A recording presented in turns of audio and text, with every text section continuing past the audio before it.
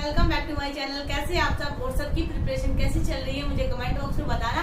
और बहुत दिनों के बाद वीडियो आ रही है क्योंकि यूपीएससी प्रीलिम्स की प्रिपरेशन बहुत ज्यादा चल रही है, उसमें बिजी हूँ।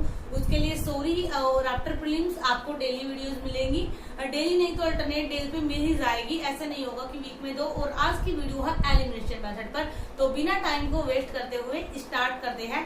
पहले मैं आपको 8 ऐसे पॉइंट्स बताऊंगी जिनको देख के आप एलिमिनेशन मेथड यूज कर सकते हैं, जिनको मैंने यूज किया था एंड अभी भी मैं जिनको करती हूँ। उसके बाद में मैं आपको प्रैक्टिकली अपनी टेस्ट सीरीज में एंड प्रीवियस ईयर के पेपर्स में दिखाऊंगी कि मैंने कैसे उनको यूज किया है।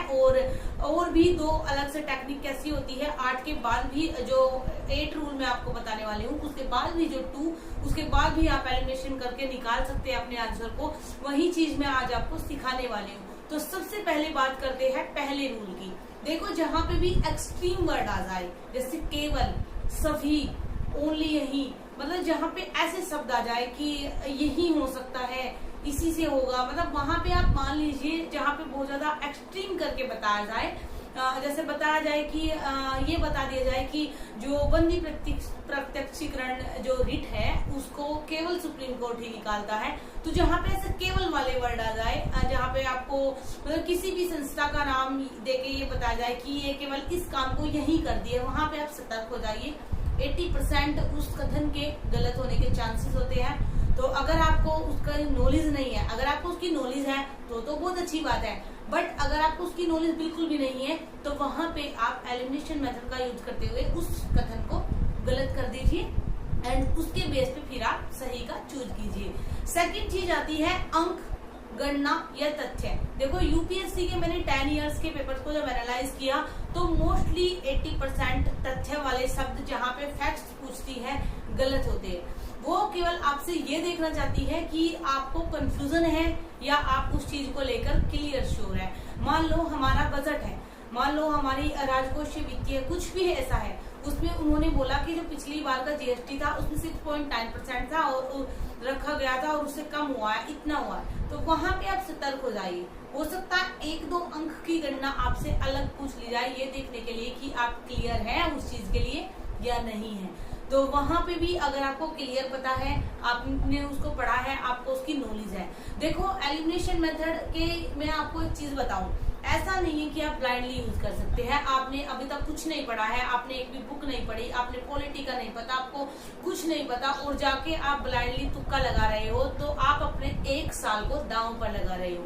वो बिल्कुल नहीं करना है। एलिमिनेशन मेथड को यूज करने के लिए भी आपको थोड़ी बहुत, कम से कम 40%, 60 to 40 आपको होनी चाहिए, तभी आप एलिमिनेशन को भी यूज कर पाते हैं। क्योंकि मान लो आपके सामने 4 ऑप्शन दिया है तो एटलीस्ट आपको 1 का तो पता होना चाहिए, और उस 1 का भी आपको 4 में से 1 का तभी पता होता है जब आपकी कुछ तो प्रिपरेशन हो। एंड उसके बाद आते हैं थर्ड रूल पे। सबसे पहले आपको क्वेश्चन को ध्यान से पढ़ना है कि उसमें क्या पूछा गया है, सही है या गलत है। ये मिस्टेक मुझसे खुद से हुई थी, मतलब प्रीलिम्स क्लियर हुआ था हालांकि, लेकिन मैंने बाद में देखा कि एक क्वेश्चन ऐसा था जिसमें पूछा गया था कौन सा सही नहीं है, और मैं टिक उसको करवाई थी जो सही था। और बाद में मुझे मतलब बहुत गुस्सा भी आया खुद पे, बट फाइनली जब रिजल्ट आया तो थोड़ा ये हुआ कि चलो फिर भी हो गया। नहीं तो एक क्वेश्चन से आपका पूरा साल बर्बाद हो जाता है। तो इस चीज को आप थोड़ा ध्यान रखिएगा कि आपसे क्या पूछा गया है। एंड उसके बाद चीज आता है कथन पूछने का कारण। अगर मान लो यूपीएससी ने कोई कथन पूछा है आपसे कि ये रिपोर्ट है, मान लो विश्व प्रेस स्वतंत्रता रिपोर्ट है कि ये इसने निकाली है, और उसके बाद में उसका उद्देश्य पूछा गया, तो वहां पे आप सतर्क हो जाओ। उद्देश्य हमेशा सही होगा, मतलब 80% की मैं गारंटी ले रही हूँ कि अगर कहीं पे भी उद्देश्य किसी चीज का बोला जाता है कि इस संस्थान का ये उद्देश्य है, तो 20% चांसेस ही होते हैं बस उसके गलत होने के, नहीं तो 80% वो सही होता है। ये चीज मैंने 10 साल के 15 साल के पेपर्स को देख के तब एनालाइज की है। तो यहाँ पे आप सतर्क रहना। जो संस्थान है वो हो सकता है गलत दे दे, बट जो उद्देश्य है वो हमेशा सही होगा। तो उस ऑप्शन को आप सही टिक करने की कोशिश करना, अगर आपको आइडिया नहीं है। दूसरी बात आती है 2 शब्दों में अंतर। जहाँ पे मतलब 2 शब्दों का अंतर आपके क्वेश्चन में दिया गया हो, जैसे मान लो 2 रिवर दे दी कि धौली गंगा यहाँ से निकलती है, एंड सेकंड कथन दे दिया कि कावेरी यहाँ से निकलती है। वहां पे आप सतर्क हो जाओ, वहां पे यूपीएससी चेंज करती है।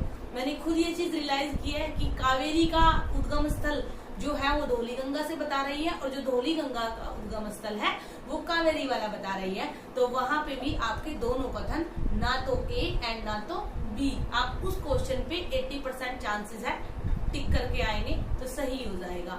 एंड यहाँ पे एक चीज और आती है, यूपीएससी में जो क्वेश्चन दिए गए थे मिलान करने वाले, उसमें भी ऑलमोस्ट ऐसा ही होता है।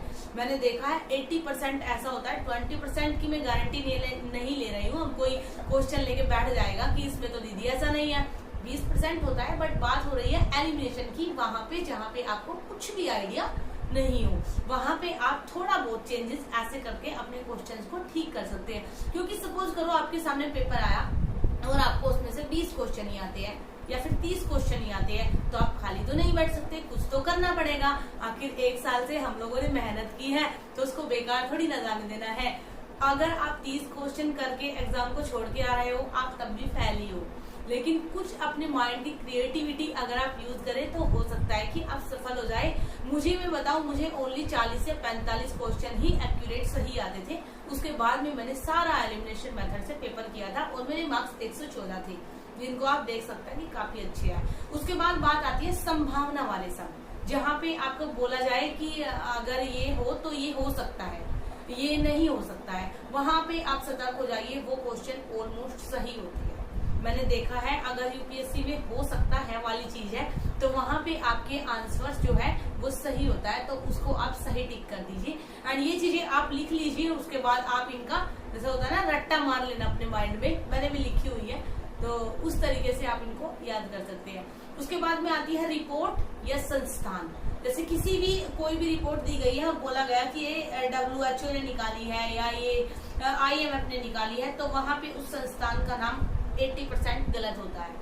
यूपीएससी चेंज करके देती है और मिलान बिल्कुल आपको सेम लगेगा। जैसे जल का कोई मतलब वो है, जल का कोई मिशन है, जैसे जल अभियान है, अमृत महोत्सव है, तो नाम से लगेगा कि अमृत महोत्सव यानी पानी से रिलेटेड कुछ है। तो वहां पे आपको सतर्क हो जाना है, जल पर्यावरण मंत्रालय पे टिक करके नहीं आना है। वो वाली चीज आपको ध्यान रखनी है, क्योंकि ऑलमोस्ट ऐसा होता है कि कोई रिपोर्ट है टेक्निकल वाली और वो टेक्निकली लिखा हुआ है उसपे कि मतलब ये रिपोर्ट है, और आपने देखा कि नीचे साइंस एंड टेक्नोलॉजी का भी डिपार्टमेंट दिया हुआ है, तो बच्चे ऑलमोस्ट उस पर टिक करके आ जाते हैं, जबकि वो गलत होता है। कुछ चीजें केंद्र सरकार भी निकालती है, तो उसमें आप थोड़ा सा सतर्क रहें कि क्वेश्चन में क्या पूछा गया है। और ये भी तभी होगा अगर आपने कुछ थोड़ा बहुत पढ़ा हुआ है। एंड लास्ट आपका रूल है किसी संस्था का नाम, किसी मिनिस्ट्री का नाम। अगर कोई भी मिनिस्ट्री दी है कि जल पर्यावरण मंत्रालय या फिर आपका संस्कृति मंत्रालय, तो वहां पे भी 80% पॉसिबिलिटी गलत की होती है। यूपीएससी जानबूझ के आपको कंफ्यूज करने के लिए कि आप कितने क्लियर है उस चीज को लेके ऐसे क्वेश्चंस बनाती है। तो 8 मैंने आपको रूल बताए जिनको फॉलो करके आप एलिमिनेशन मेथड यूज कर सकते हैं। और अब मैं आपको 3 क्वेश्चन ऐसे दिखा रही हूँ, दो प्रीवियस ईयर की बुक में एंड 2 अपनी टेस्ट सीरीज में, जो कि मैंने अभी की थी, कल ही लाइव की थी। तो मैं आपको 3 क्वेश्चन ऐसे दिखाती हूँ जिनमें मैंने कैसे एलिमिनेशन मेथड को यूज किया। ऐसे ही आप एग्जाम में करना। देखिए यहाँ पे ये क्वेश्चन है और ये 2018 में क्वेश्चन आया है। प्रीवियस ईयर की वो बुक है, ये वाली बुक है दृष्टि की, जिसमें कि ये क्वेश्चन है। तो यहाँ पे मैं आपको इस क्वेश्चन को दिखाती हूँ।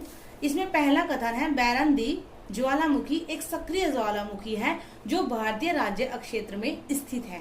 इस कथन का वैसे तो मुझे बिना एलिमिनेशन किए भी पता था कि ये क्वेश्चन सही है, क्योंकि मुझे नहीं लगता कि जो ज्योग्राफी को बच्चा अच्छे से पढ़ता है उसको इस चीज का ना पता हो कि बैरनदीप ज्वालामुखी एक सक्रिय ज्वालामुखी है जो हमारे इंडिया के क्षेत्र में स्थित है। अब बात करते हैं इसके सेकंड कथन की। मतलब मैं उन बच्चों के लिए बता रही हूँ जिनको बिल्कुल भी आइडिया ना हो, मुझे तो पहले भी पता था कि ये सही है। बैरनदीप ग्रेट निकोबार के लगभग 140 किलोमीटर द्वीप में स्थित है। इसका मुझे बिल्कुल भी आइडिया नहीं था, मैं बताऊं, क्योंकि क्लियर नहीं थी कि 140 किलोमीटर में है या 150 में है या 130 में है। फिर मैंने इस क्वेश्चन को यहाँ से स्किप किया।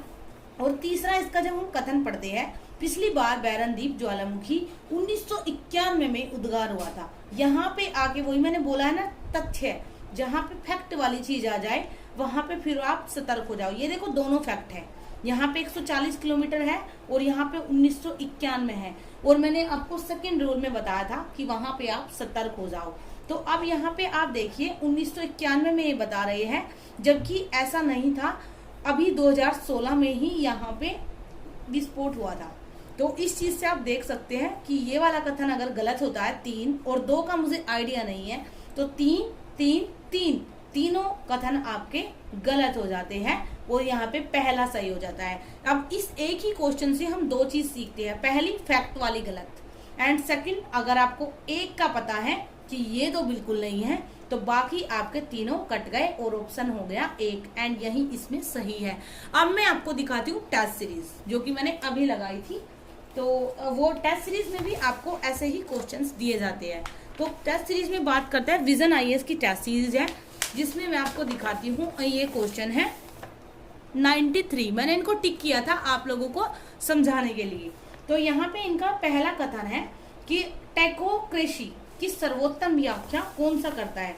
इस क्वेश्चन का मैं आपको सही बताऊं, मुझे कोई भी आइडिया नहीं था कि इस क्वेश्चन में कौन सा आंसर होगा, लेकिन मैंने इसको आंसर कैसे निकाला है। मैंने इसका जो ये वाला टर्म थी, मैंने इसको टुकड़ों में डिवाइड किया है। मैंने इसको थोड़ा सा ऐसे कर लिया, तो यहाँ पे आप एक चीज देखेंगे टैको, और टैको से मैंने हिट किया इसको। तो ये चीज आप कर सकते हो। कोई भी टर्म आपको दी गई है, वो जैसे आप बचपन में करते हैं संधि विच्छेद, उसका यूज यहाँ पे करके देखिए। आपके 2-3 क्वेश्चन एग्जाम में ऐसे निकल जाएंगे जिनको आप इजिली हैंडल कर लेंगे, क्योंकि टैको का इससे कोई मतलब नहीं है, धार्मिक नेता से, नागरिक शासन से कोई मतलब नहीं लगता है, शक्ति प्रभावी समृद्ध वर्ग कोई मतलब नहीं है, जबकि यहाँ पे थोड़ा आइडिया है। तो ऐसे करें। सेकंड क्वेश्चन यहाँ पे आते हैं 95। इसमें देखो मैं आपको दिखाती हूँ। यहाँ पे इन्होंने दिया किसी गणतंत्र देश की विशेषताएं क्या है। यहाँ पे हम चलो पहले से स्टार्ट करते हैं, सीधा पढ़ते हैं पहले। राज्य का प्रमुख एक निश्चित अवधि के लिए जनता द्वारा सदैव, ये आ गया हमारा एक्सट्रीम वर्ड, सदैव यानी कि हमेशा प्रत्यक्ष रूप से ही निर्वाचित किया जाता है, जबकि ऐसा नहीं है, अप्रत्यक्ष रूप से भी किया जा सकता है नेता। तो आप देखेंगे राजनीति संप्रभुता देश के लोगों में हित है, या फिर आप बाकी को हमें देखने की जरूरत ही नहीं है। सबसे पहले आप ये देख लीजिए, पहला हमारा सही है, तो या तो आंसर ये होगा या ये होगा या ये होगा, ये तो बिल्कुल नहीं होगा। अब बात करते हैं राजनीतिक संप्रभुता देश के लोगों में निहित होती है। अब इस क्वेश्चन को आप देख के खुद समझ सकते हैं कि ये सही है, क्योंकि हमारे देश में संप्रभुता देश के लोगों में ही निहित है। उसके बाद में देश में विशेषाधिकार प्राप्त वर्ग अनुपस्थित होता है, ये क्वेश्चन आपका गलत हो जाता है, क्योंकि ऐसे भी वर्ग है जिनके एक विशेष अधिकार दिया जाता है। तो आप इसको वैसे तो अपनी नॉलेज से भी कर सकते हैं, बट अगर नॉलेज नहीं है तो फिर आप यहाँ पे चले जाइए एक्सट्रीम वर्ड पे एंड प्रत्यक्ष पे। दोनों ही वर्ड ऐसे हैं जो आपको कहीं ना कहीं थोड़ा सा कंफ्यूज करने वाले हैं, तो ऐसे आप इस क्वेश्चन को कर सकते हैं। उसके बाद में आप आएंगे इस वाले क्वेश्चन पे, लास्ट क्वेश्चन है, उच्चतम न्यायालय के न्यायाधीशों को पद से हटाने की प्रक्रिया के संदर्भ में आपको विचार करना है कि हम कैसे उनको हटाते हैं।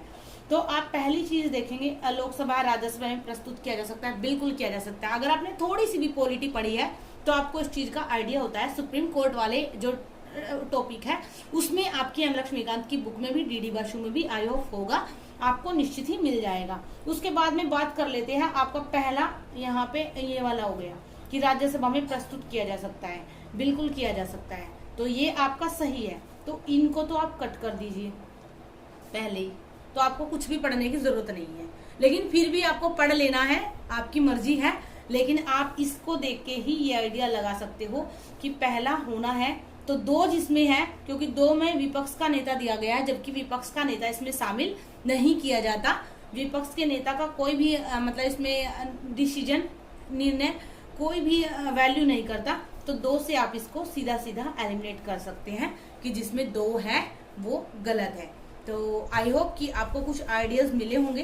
तो ऐसे आप अपने क्वेश्चन को कर सकते हैं। And now thanks for watching, keep supporting, keep loving, and मुझे कमेंट बॉक्स में बताना कि आपको नेक्स्ट वीडियो किस टॉपिक पे चाहिए।